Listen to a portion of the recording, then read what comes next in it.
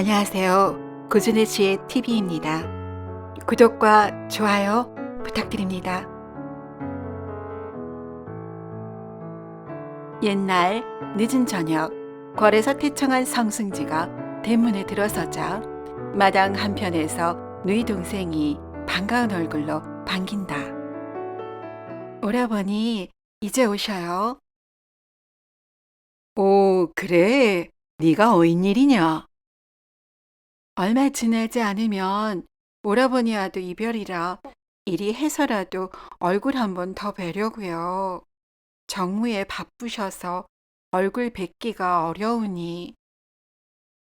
본래 나를 받은 누이 동생의 미소에 지친 기색이 역력한 성승지의 입가에 웃음꽃이 핀다. 동생이 돌아간 후 사랑방에 앉은 성승지는 본래 날은 하루하루 다가오는데 아직도 누이 동생의 혼례 준비가 여의치 않는 것에 걱정이 되었다. 가산이 넉넉하다면 겸인들을 불러 혼수나 음식 장만을 일체 맡기고 돈을 내어주면 그만이지만 집안 형편이 그것을 감당할 여유가 없었기에 장남으로서 성승지의 고민은 이만저만이 아니었다. 너른 장안에 많은 지인과 친구도 있어서 이런 일을 의논한다면 쉽게 일이 풀릴 법도 하겠지만 성승지의 결벽한 성정과 청렴한 지조가 이런 생각조차 꿈꿀 수 없게 하였다. 아버지와 저녁을 함께하고 상을 물린 후 근심 어린 아버지가 무심코 말이 나왔다. 어허, 내 동생의 성례날이 멀지 않았는데 준비가 시원치 않으니. 이래저래 혼자 고민하던 아버지는 아들이라고 뾰족한 수가 있는 것도 아닌데 헛말이 나왔구나 싶어 급히 수습하듯 말했다. 얘야, 내가 괜한 말을 했구나. 나란 일에 매달리어 주야로 정신이 없을 텐데. 사사로운 일은 이 아비가 챙길 테니 염려 말거라.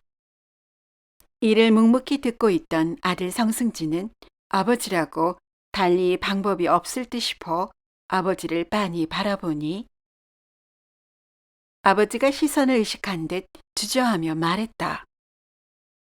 나라고 뾰족한 수가 있는 것은 아니다만 며칠 곰곰이 다져보니 해서지방에라도 다녀올까 한다. 아버지의 말을 들은 성승지는 확인하는 듯 묻는다. 아버지, 해서지방이라면 우리 집안 전답이 있는 곳이 아닌데 어찌. 혹여 우리 집안 노복이었던 자들이 마을을 이루어 산다고 풍문이 있는 곳을 말씀하시는 건지요?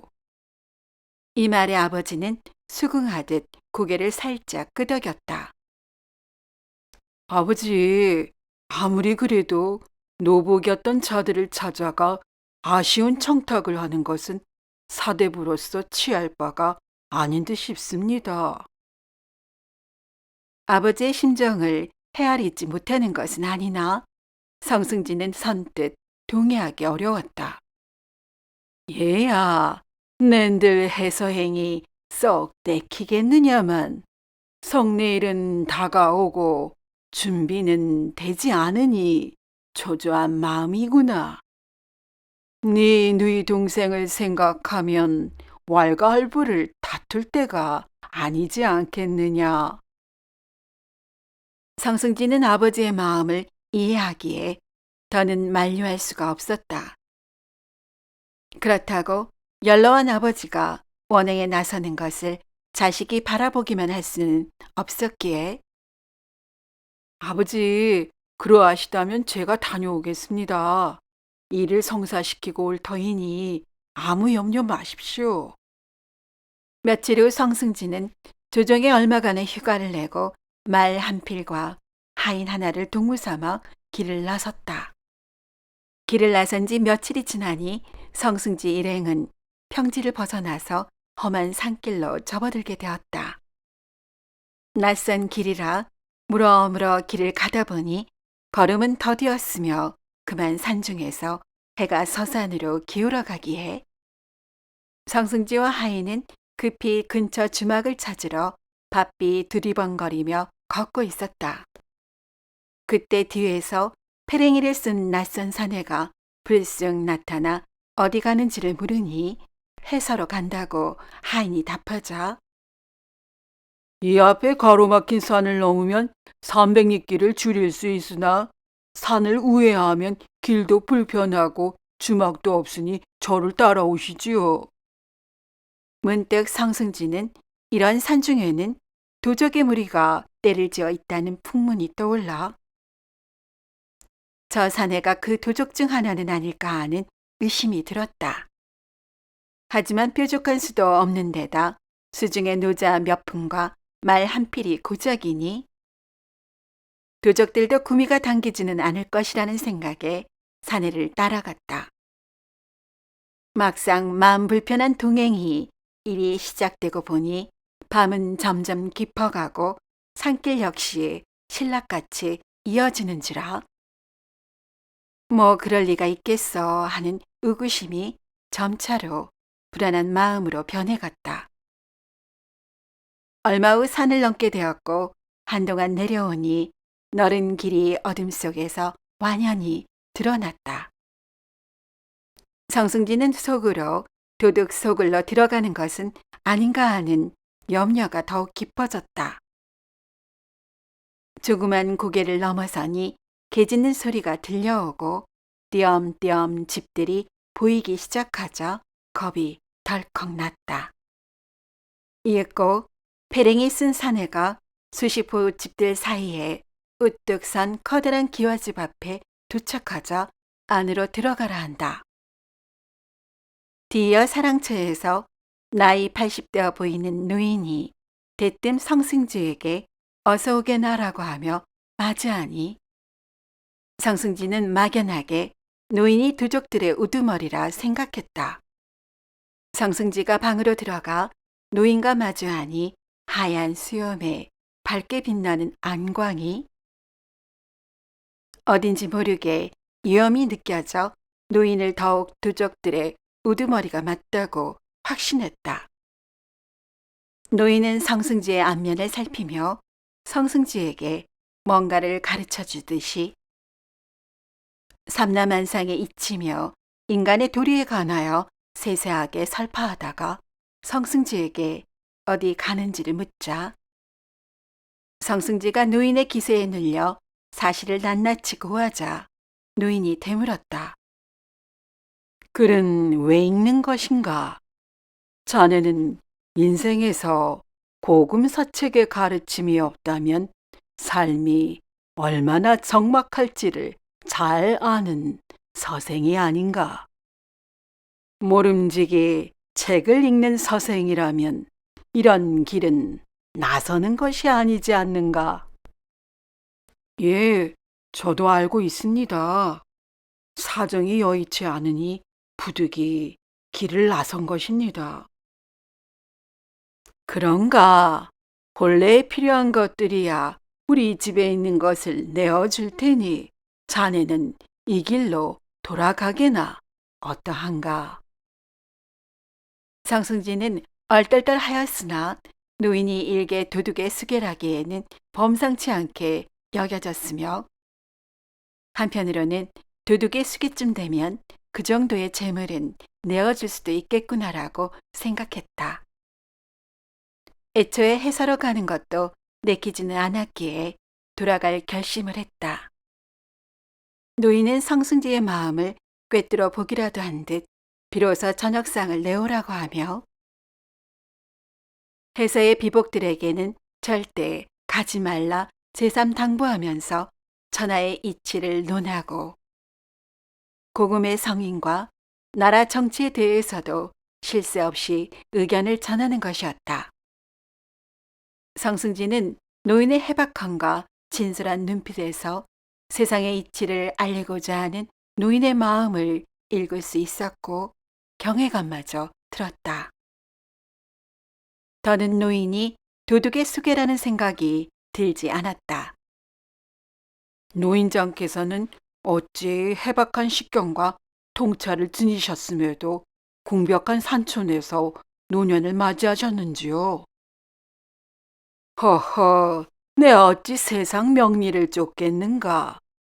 세상에는 이리 산중 생활을 유유자적 즐기며 생을 살아가는 이도 있는 거라네. 이리 이야기가 계속되는 중에 새벽 달기 몇 차례 울자 노인이 성승지 일행에게 날이 밝기 전에 잠시 눈을 붙이고 길을 떠나도록 배려했다. 성승지는 잠시 잠을 청한 후에 날이 밝자 노인의 집을 나왔다. 기로에 오르면서 성승지는 지난밤 섣부른 판단으로 노인을 의심한 자신을 반성하는 한편 굳이 이름을 밝히지 않은 노인이 과연 혼례품을 집으로 보냈는지 여부를 확인도 못한 터라 근심을 놓지 못했다. 그런데 며칠 후 집에 당도하니 놀랍게도 집안에서는 혼수품을 쌓아놓고 혼례 준비로 분주했다. 아버지가 집에 도착한 성승지를 반겨 맞았다. 어서 오너라. 이리 많은 물건을 준비하여 보내느라 고생이 많았구나. 반신반의했던 성승지는 쌓여있는 귀한 물건을 대하니 놀라지 않을 수 없었다. 성승지는 필시 물건들을 산중 노인이 보냈을 것이라 생각하여 아버지께 자초지종을 말하니 아버지가 물건들과 함께 도착한 성승지의 필적으로 쓰인 서찰을 내보였다. 서찰에는 성승지의 필적으로 물건을 먼저 보내니 속히 본래 준비에 쓰라는 내용이 적혀 있었다. 순간 성승지는 혼란스러워졌다. 내가 쓴 적도 없는 서찰이라니 지난 수일 전에 만난 노인이 과연 누구란 말인가? 산에 산다는 산신령이라는 말인가? 드디어 누이 동생의 혼례가 무사히 치러진 후 성승지는 노인의 정체를 수소문하였으나 도무지 알 수 없었다. 여러 차례의 겨울이 지나가고 성승지는 단종의 보기를 위해 동지들을 규합하여 거사를 꾀하는데 여념이 얻게 되었다. 성승지는 자칫 멸문지화를 면하기 어려운 거사를 결행하려고 보니 여러모로 염려가 되는 터라 선견지명을 갖춘 고명한 분의 조언이 듣고 싶어졌으며 자연히 머릿속에 그려진 인물은 산중에서 만난 노인뿐이라는 생각이 들었다.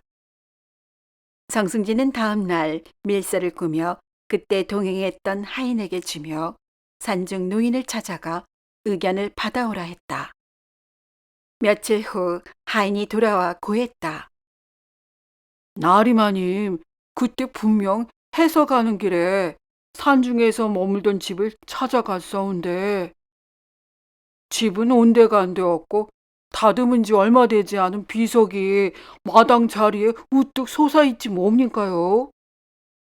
비석의 붉은 글씨가 아직 마르지 않아서 이렇게 그 본을 떠왔습니다요.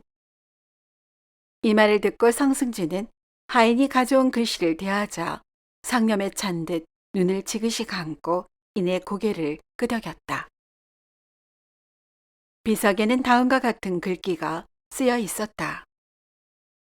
명유망고 혈식천추 사지성불 함은 어하라. 이름이 영원히 남고 오랜 세월 동안 온 나라에서 죄를 올릴 텐데 일의 성사 여부를 어찌 나에게 묻는가? 이 글귀를 보고 힘을 얻은 성승지는 뜻을 같이 한 동지들과 함께 거사를 결행하기로 결단을 내렸으니 그의 이름은 성산문이라고 전해진다.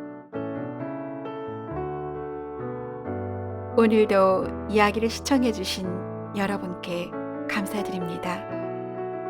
재미있는 이야기로 곧 찾아뵙겠습니다.